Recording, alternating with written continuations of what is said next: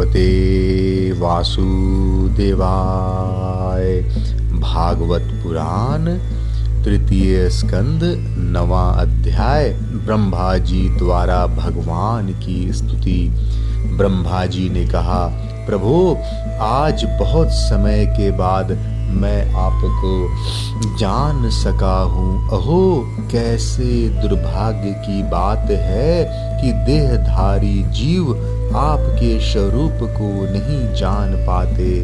भगवान आपके सिवा और कोई वस्तु नहीं है। जो वस्तु प्रतीत होती है वह भी स्वरूप रूपतः सत्य नहीं है, क्योंकि माया के गुणों के क्षुभित होने के कारण केवल आप ही उनको रूपों में प्रतीत हो रहे हैं।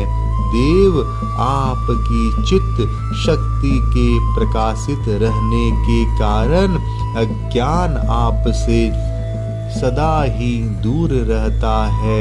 आपका यह रूप जिसके नाभि कमल से मैं प्रकट हुआ हूँ, सैकड़ों अवतारों के मूल कारण है। इसे आपने सत्य पुरुषों पर कृपा करने के लिए ही पहले पहल प्रकट किया है। परमात्मन आपका जो आनंद मात्र भेद रहित अखंड तेजोमय स्वरूप है, उसे मैं इससे भिन्न नहीं समझता। इसलिए मैंने विश्व की रचना करने वाले होने पर भी विश्वातीत आपके इस अद्वितीय रूप की ही शरण ली है। यही संपूर्ण भूत और इंद्रियों का भी अधिष्ठान है। हे विश्व कल्याण मैं आपका उपासक हूँ। आपने मेरे हित के लिए ही मुझे ध्यान में अपना यह रूप दिखलाया है। जो पापात्मा विषयायुक्त जीव हैं वही इसका अनादर करते हैं। मैं तो आपको इसी रूप में बार बार नमस्कार करता हूँ।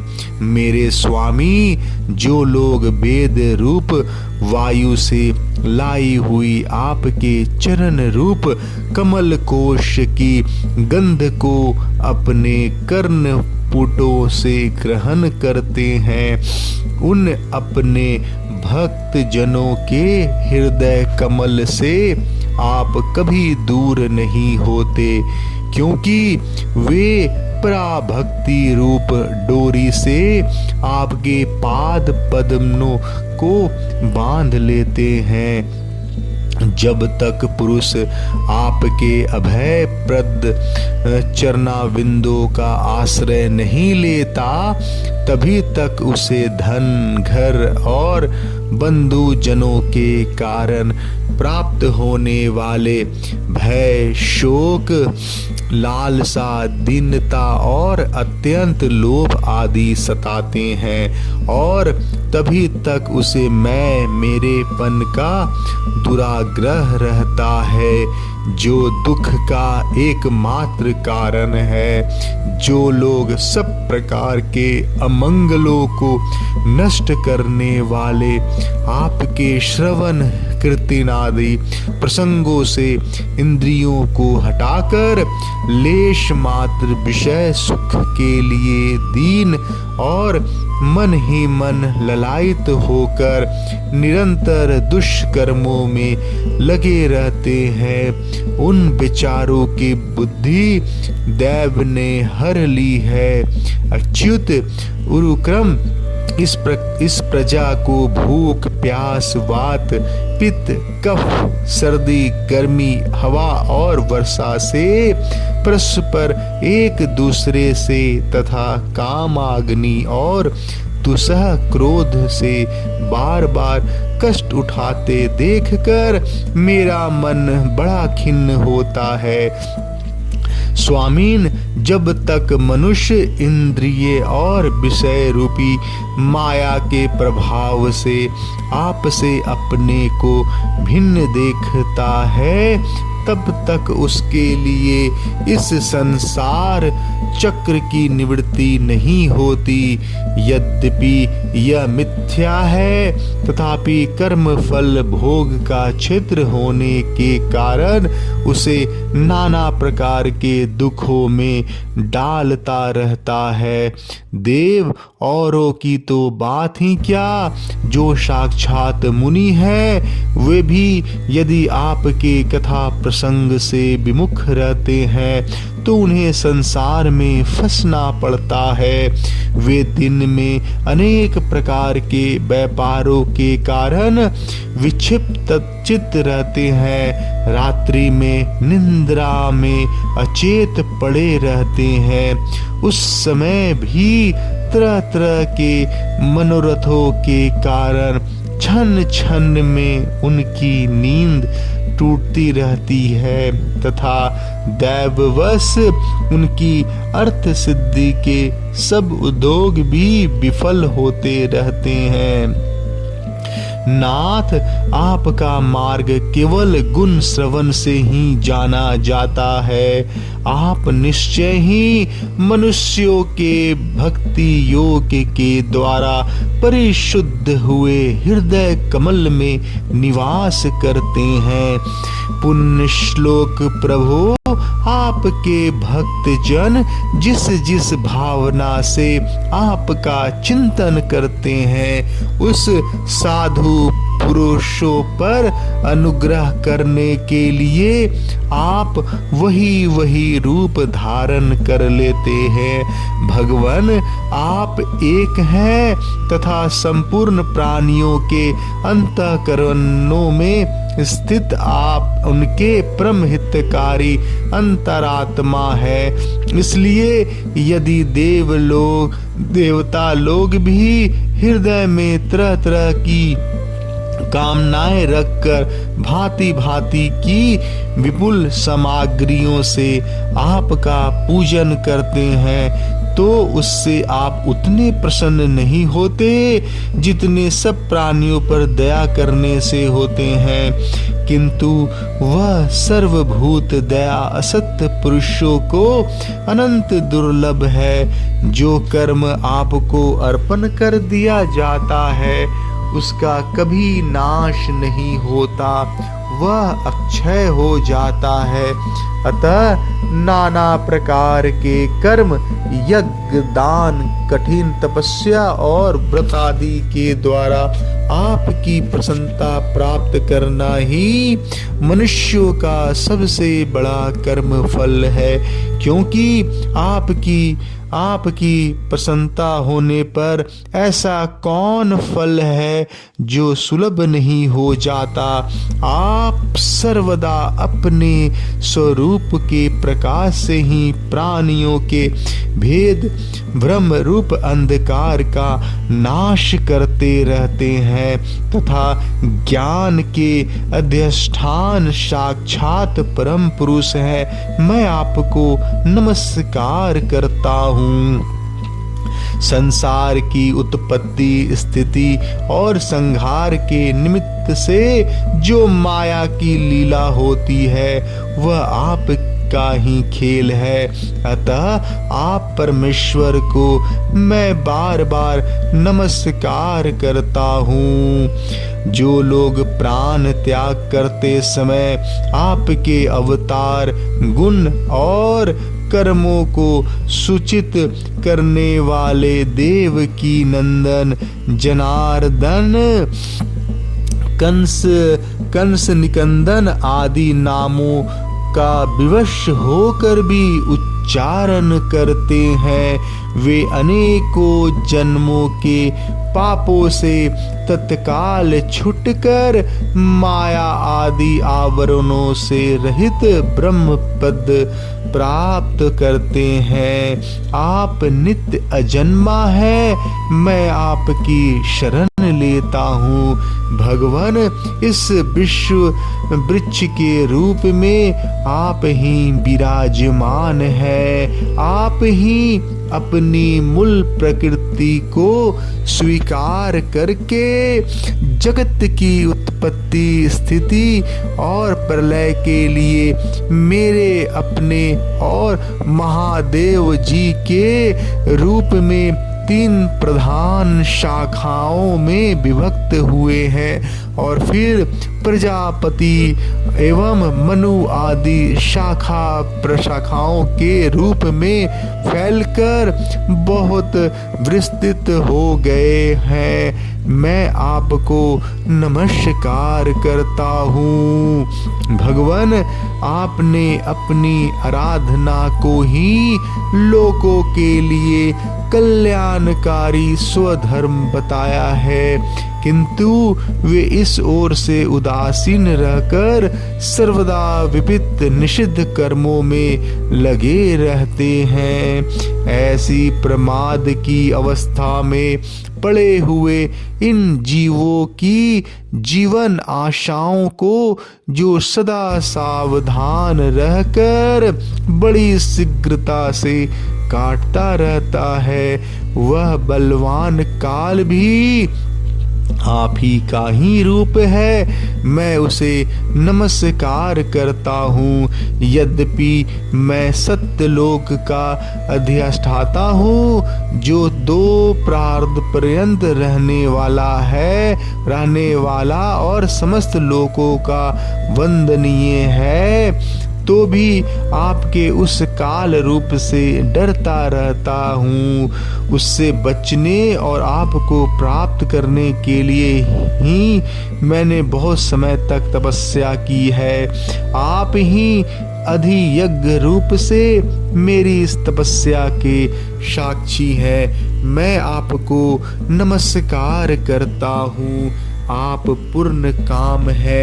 आपको किसी विषय सुख की इच्छा नहीं है, तो भी आपने अपनी बनाई हुई धर्म मर्यादा की रक्षा के लिए पशु, पक्षी, मनुष्य और देवता आदि जीवन योनियों में अपनी ही इच्छा से शरीर धारण कर अनेकों लीलाएं की हैं।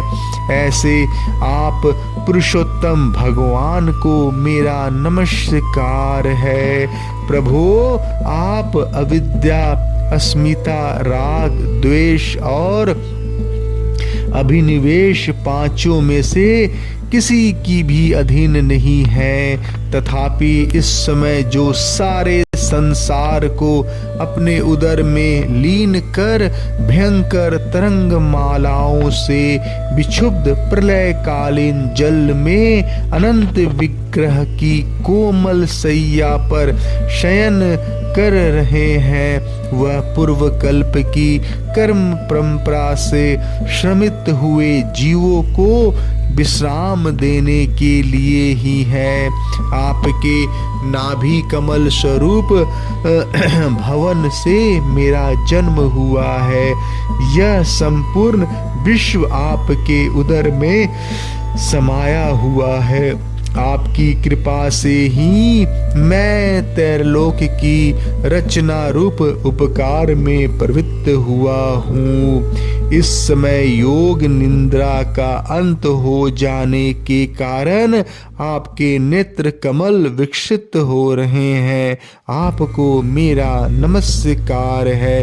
आप संपूर्ण जगत के एकमात्र सुहृद और आत्मा है तथा शरणागतों पर कृपा करने वाले हैं। अतः अपने जिस ज्ञान और ऐश्वर्य से आप विश्व को आनंदित करते हैं, उसी से मेरी बुद्धि को भी युक्त करे, जिससे मैं पूर्व कल के समान इस समय भी जगत की रचना कर सकूं।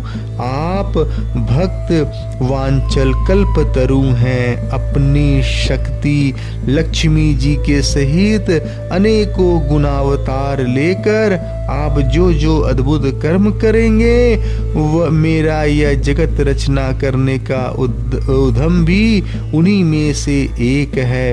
अतः इसे रचते समय आप मेरी चित्त को प्रेरित करें, शक्ति प्रदान करें, जिससे मैं सृष्टि रचना विषयक अभिमान रूप मल से दूर कर सकूं। प्रभु, इस प्रलय कालीन जल में शयन करते हुए आप अनंत शक्ति परम पुरुषों के नाभि कमल से मेरा प्रादुर्भाव हुआ है और मैं हूँ भी आपकी ही विज्ञान शक्ति है। अतः इस जगत के विचित्र रूप का विस्तार करते समय आपकी कृपा से मेरी वेद रूप वाणी का उच्चारण लुप्त न हो। आप अपार करुणामय पुराण पुरुष हैं।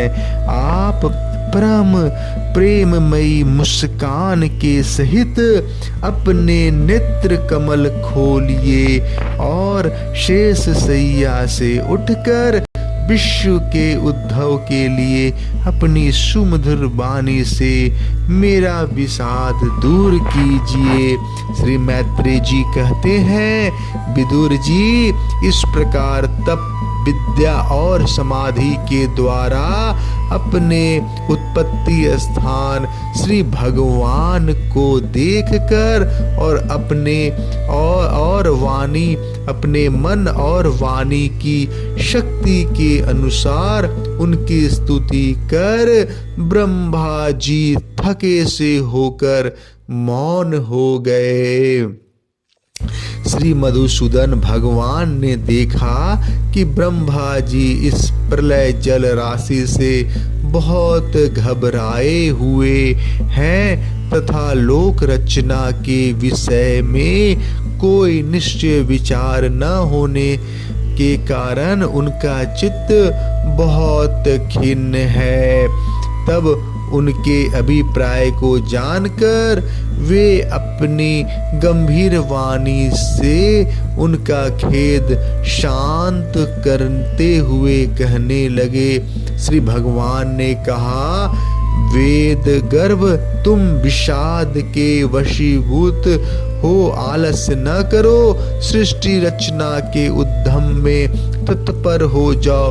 तुम मुझसे जो कुछ चाहते हो उसे तो मैं पहले ही कर चुका हूँ।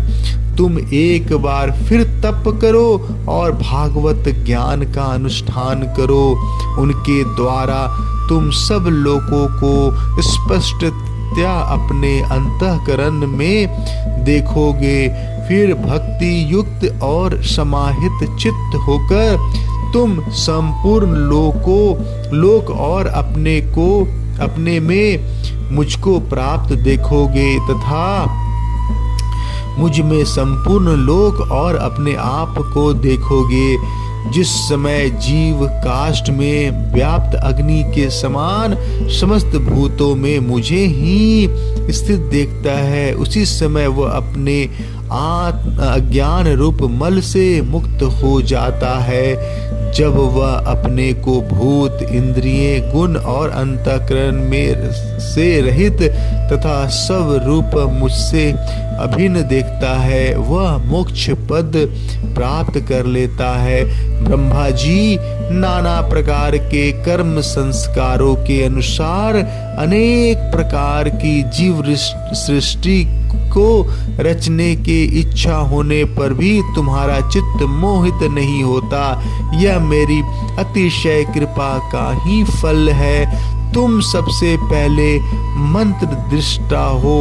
प्रजा उत्पन्न करते समय मैं तुम्हारे मन मुझ में ही लगा रहता है, इसी से पाप में रजोगुण तुमको बांध नहीं पाता।